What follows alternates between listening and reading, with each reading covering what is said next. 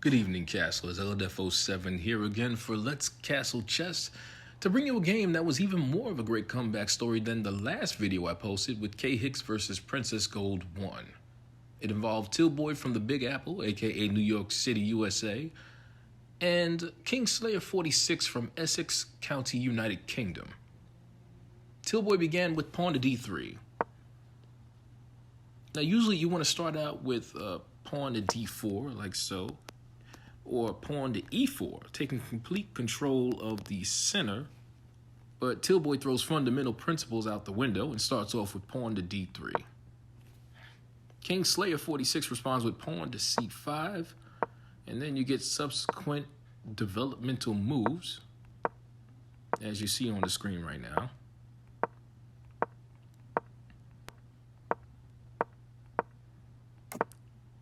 Castling, castle, and then you get pawn to e5 from Tillboy.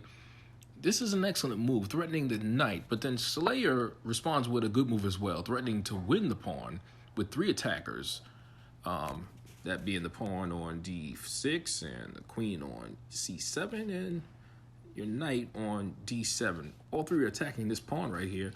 Conversely, it's only defended by the knight on f3 and the bishop on g3. So King Slayer definitely has the advantage, and for that reason, Tillboy takes the pawn on d6, and Slayer takes back with the bishop. Equal trade and equal position.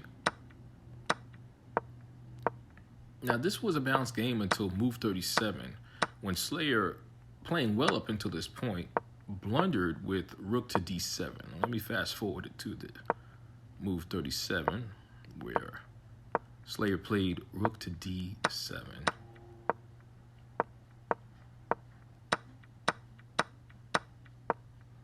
The eval bar is showing it's an even game. But Slayer played rook to d7. I'm trying to fast forward it to that part. Bear with me. Right here, rook d7. That's a blunder because it opens it up for a beautiful knight fork, which is a great find by Tillboy right here. Bam. And you can see the knight is attacking the rook and at the same time attacking the king. So whenever the king is attacked, that's a check. And a check on the king must be addressed before you do anything else. You can either run, block, or capture what's checking you. And since you can't block a check from the knight, that only left Slayer with two options. And he chose to run, moving his king to e6. Tillboy then gobbled up the rook, which gave him a +1 lead after the exchange. So let's look at this position. As we look at this position, Tillboy has a rook and 4 pawns, 2 pawn islands, versus Slayer with the black pieces. Has a light squared bishop and 5 pawns, 2 pawn islands, but his pawn structure on the A file is hideous with double pawns. Bam, bam.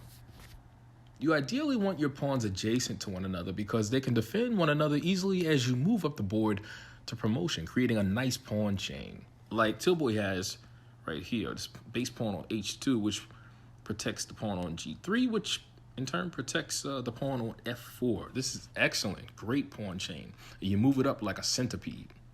Very hard to break. So looking at the position, and the eval bar backs me up, I'd rather have Tillboy's position. The eval bar is currently at +4.3 for Tillboy, so it's looking good for him. Tillboy's plan from here on out is to eliminate his opponent's pawns, thereby making it easier for him to promote his pawns and put this game to bed. So that's why he's moving to gobble up them pawns.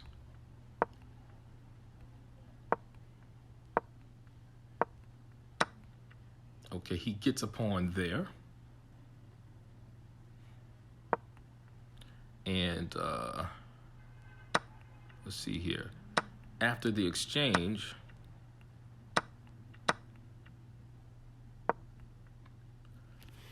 Tillboy with the white pieces has a pass G pawn.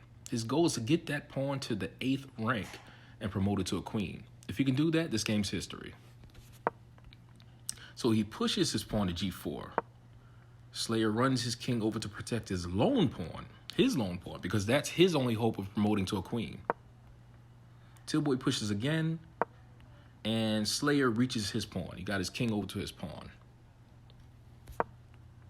Okay, so pawn at g6. Tillboy is creeping closer, but Slayer sees something as he pushes his pawn to a5. It was at this point that Slayer began doing a maniacal hand rub. He's hoping Tillboy is so preoccupied with the promotion that he does not notice that his king is running out of spaces to move. b5 and b4 squares are cut off because his king and his pawn are attacking them. So if Slayer can just check the king with his bishop on d1, that's mate. And what do you know? Tillboy played the blunder. You see that eval bar? That eval bar dipped. That sealed his fate. Pawn at g7, that's mate in one move. And the man from the United Kingdom, proudly sporting the Union Jack for his flag avatar, didn't miss the chance. He played bishop to d1, checkmate, game over. He snatches victory from the agony of defeat.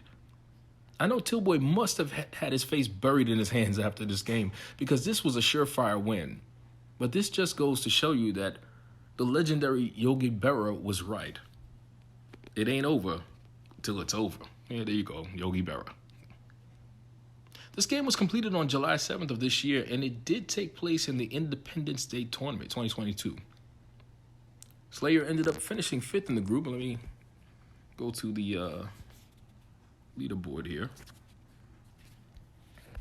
Slayer ended up finishing 5th in the group, and Tillboy finished 2nd in Group 1 overall.